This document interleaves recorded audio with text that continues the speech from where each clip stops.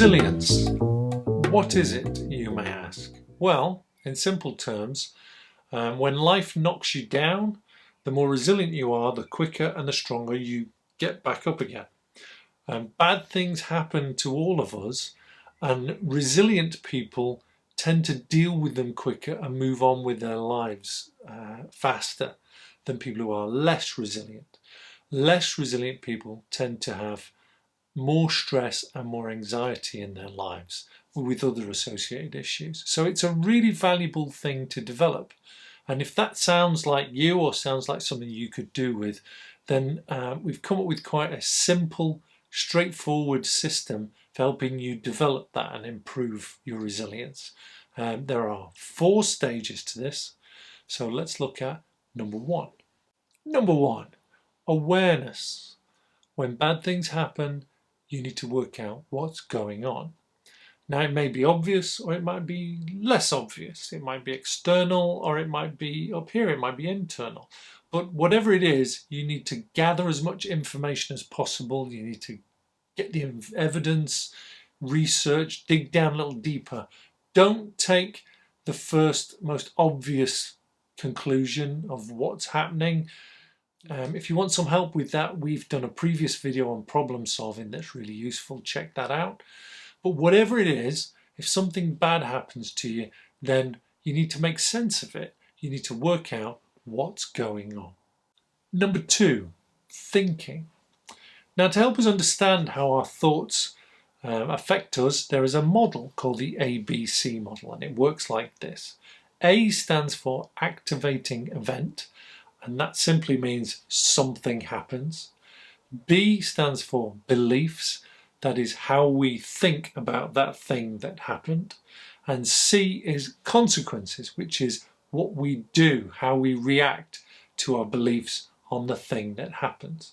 So to give you an example, imagine I'm walking down the street and I look down and I see a snake. Now, that's the activating event. I see a snake. Now, if my beliefs are that a snake is a really rare and interesting and exciting thing to see, then the consequence could be I go closer to it to get a better look.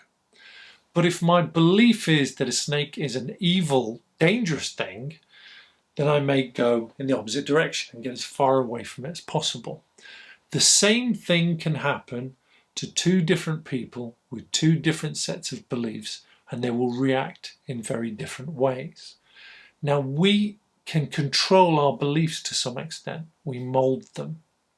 And it's important for you to realize how your beliefs can push you to react in a certain way.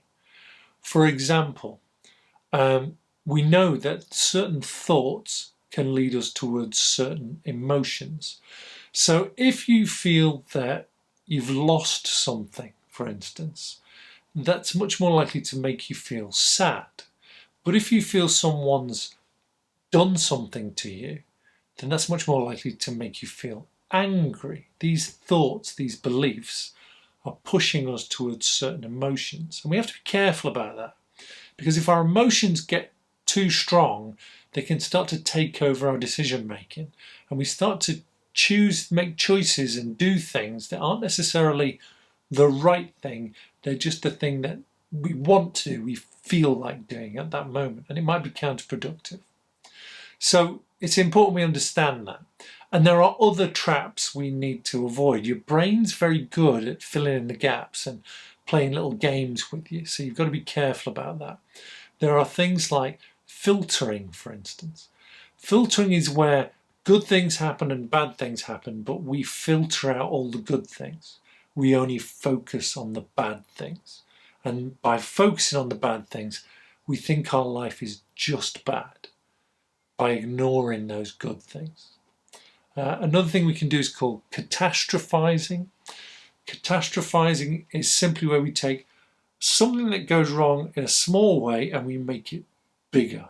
You may have heard the expression, making a mountain out of a molehill. Catastrophizing is where we take every little thing that goes wrong and we make out it's a huge disaster, it's a huge catastrophe. These are only a handful, but there are lots of different things that our brains do to try and trip us up. So it's important we make sense of it okay, and we controlled that, and these are skills you can develop. Number 3, reaching out. Now this is all about asking for help. We all need help from time to time. There is no shame in asking for help.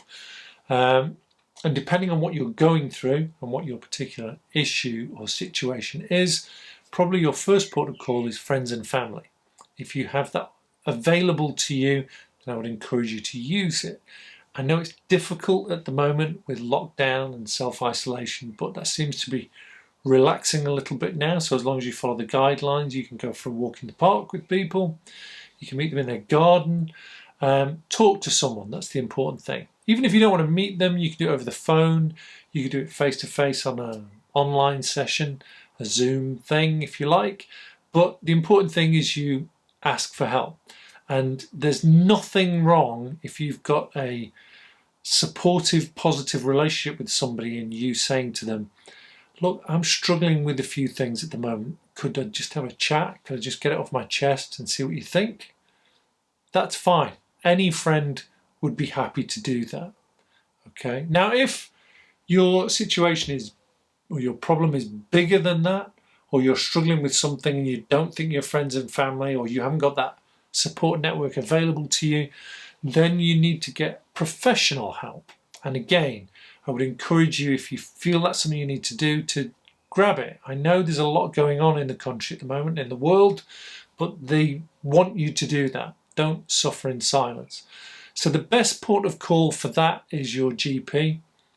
Contact your GP and say to them, I am struggling with my emotions or problems or anything. You know, talk to them and say, I could really do with some support. They themselves might not be the ones that deal with you. They may refer you on to a more specialised agency, but it's a first step.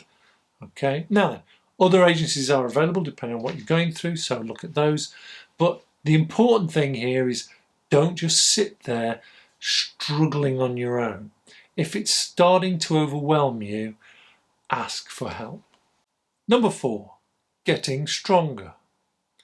Now, resilience is essentially skills, things you need to be able to do, knowledge, things you need to know, and attitude, which is a way of thinking. And the good news is you can develop all of those things. Anyone can.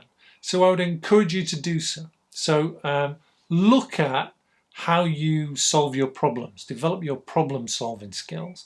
Look at how you manage your thoughts. The voices in your head, are they helping you or are they hindering you? You can get a grip of those things with a bit of practice. Develop your support network, your friends and family. Build those relationships. Stay in touch with them so that they're there for you when you need them.